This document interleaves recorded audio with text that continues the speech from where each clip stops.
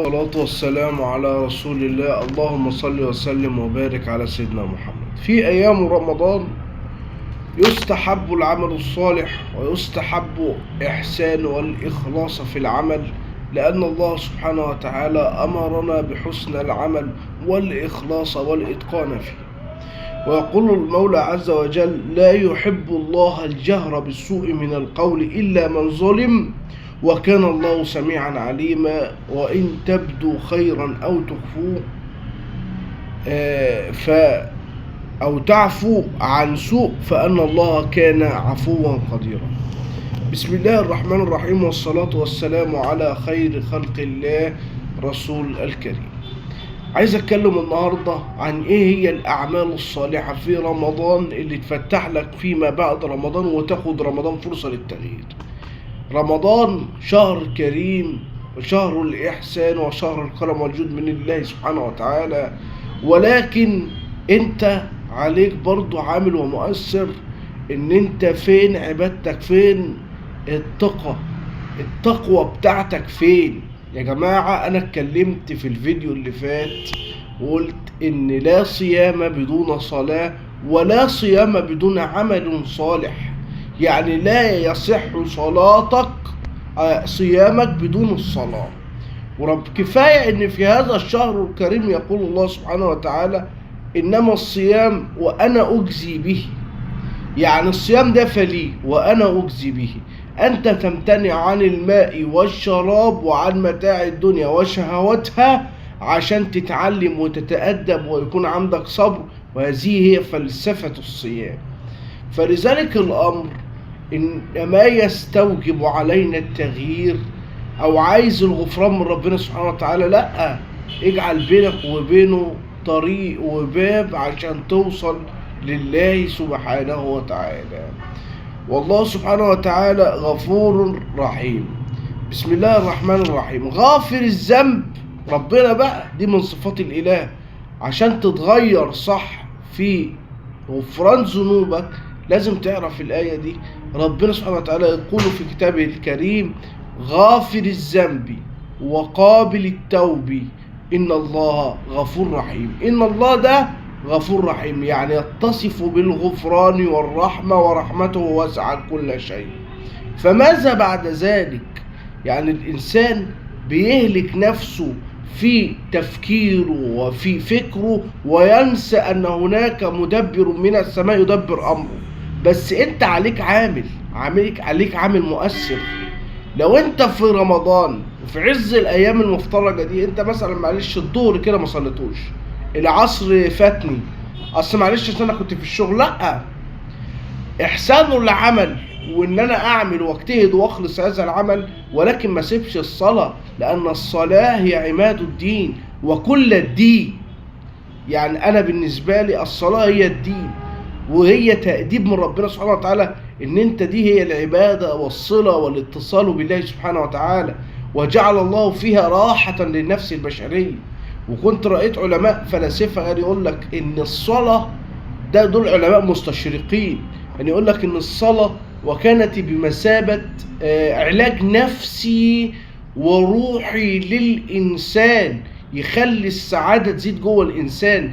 أنا كل ما أنا نفسي متضايق أروح أصلي، بروح أتكلم مع ربنا سبحانه وتعالى وكفى بذلك. فلله سبحانه وتعالى برضو ربنا، حتى لو تعرف ربنا بيقول لك إيه: وإن جنحوا للسلم فاجنح لها وتوكل على الله إنه هو السميع العليم. ربنا سبحانه وتعالى أمر الإنسان بأن يتخذ دينه ويعرف أوامره ويجتنب ما نهى عنه الله سبحانه وتعالى. قال لك إن النوايا دي إن أنا ما أصليش، النوايا دي إن أنا مثلا اللي أنت يعني معلش الأوامر أخدها، النوايا سيبها. أعرف إزاي أتقي ربنا سبحانه وتعالى، خلاصك في العمل.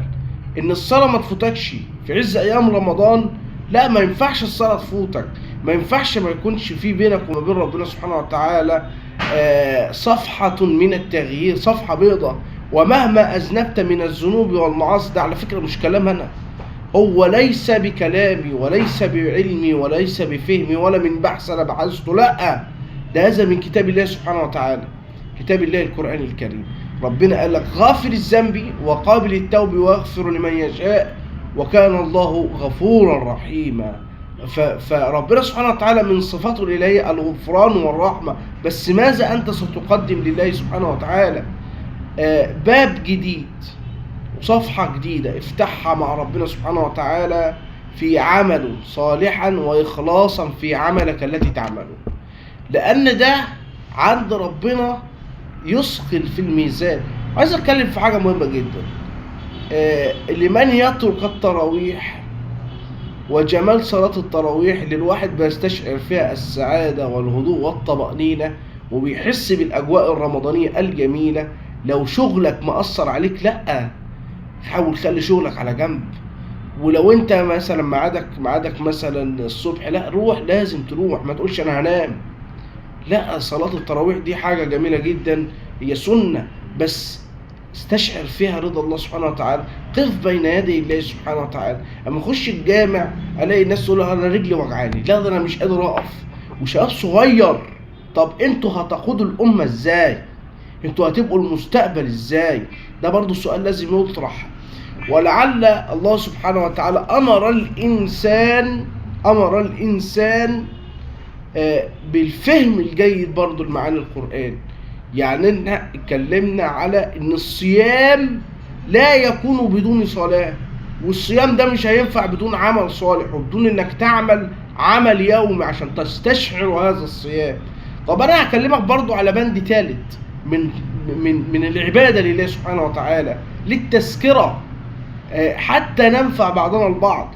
حاجة مهمة قوي، قيام الليل. فين قيام الليل؟ كانت الصحابة والسلف الصالح كان يقول لك أن في قيام الليل شرف المؤمن، ويقول لك شرف المسلم كمان، لأن هذا العمل كان قيام الليل بيقول لك كان يدي كده طمأنينة وسعادة داخل الإنسان، ويجعل داخل الإنسان سعادة لا توصف.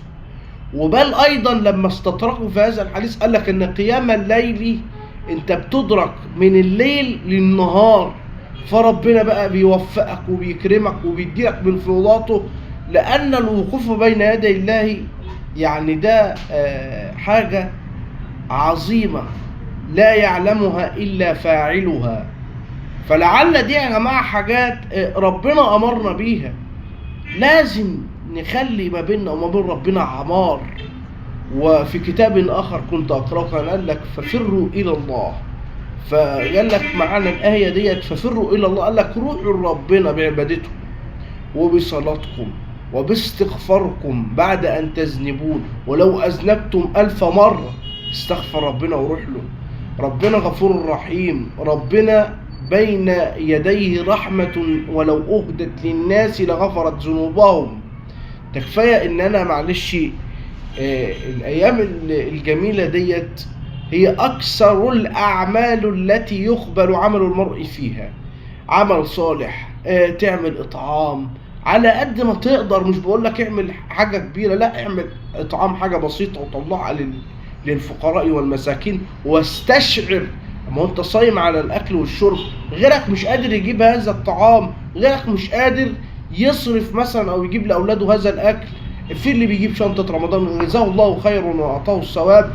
اعمل انت بقى مثلا حاجه اطعام، لو كل يوم واحد كده خصص من مرتبه 20 وجبه كده طلعها لوجه الله سبحانه وتعالى، والله لن يبقى فيها شقيا ولا محروما. والله انا بقول لك لن يبقى فيها شقيا ولا محروما. فلذلك برضو ده من بند جبر الخواطر، اجبر بخاطر غيرك، والإحساس والإحسان للفقراء والمساكين والعاملين عليها. لذلك الأمر يا جماعة الدين بتاعنا دين جميل جدا، ودين سمح، ودين ربنا سبحانه وتعالى وعدنا فيه ان انتوا لو امنتوا بالله سبحانه وتعالى وعملتوا عملا صالحا، وقال الله سبحانه وتعالى وعد الله الذين امنوا منكم وعملوا الصالحات لا يستخلفنهم في الارض كما استخلف الذين من قبلهم وليمكنن لهم دينهم الذي ارتضى لهم وليبدلنهم من بعد خوفهم امنا يعبدونني لا يشركون بي شيئا من كفر بعد ذلك فأولئك هم الفاسقون. وقال لك ده في سورة النور، وقال لك بقى وأقيموا الصلاة، أمر ربنا إليه، وأقيموا الصلاة، أمر يعني لازم تصلوا، لازم تتصلوا بالمولى عز وجل، ويكون بينك وبين الله يعني عمار. فين ده؟ فين؟ ما هو ده برضه لازم احنا نفهمه وندركه بالعقل والذهن والفكر. ما هو برضه زي ما الناس بقى ايه بتدعي او بتقول احنا عايزين نعمل اختراعات واستكشافات وكذا وكذا، ده طب ما في يا جماعة حاجة أساسية، القرآن الكريم، فلسفة هذا القرآن وطريقته وعلمه وبلاغته وفصاحته كيف جاءت إلى الناس، وكذلك الأمر. كمل بقية الآية: وأقيموا الصلاة وآتوا الزكاة وأطيعوا الرسول لعلكم ترحمون. قال لك إقامة الصلاة، قال لك ده العماد والركن الأساسي في الدين، ومن أركان الدين إقامة الصلاة وإيتاء الزكاة وحج البيت لمن استطاع إليه سبيلا. حتى قال لك في حج البيت لمن استطاع إلى هذا الأمر سبيلا، يعني ما جاش بالأمر روحوا حجوا البيت، ما قال لك ما هو طبيعي في فقير وفي غني. وبعد كده قال لك وآتوا الزكاة، الزكاة دي حق عليك للفقير، لأن هو ممكن مش قادر يجيب أكل، مش قادر يجيب لبس، فخذ من أموال ده ودي لده ويحدث. وده بقى اللي تحدث عليه الإسلام، اللي هو التكافل الاجتماعي.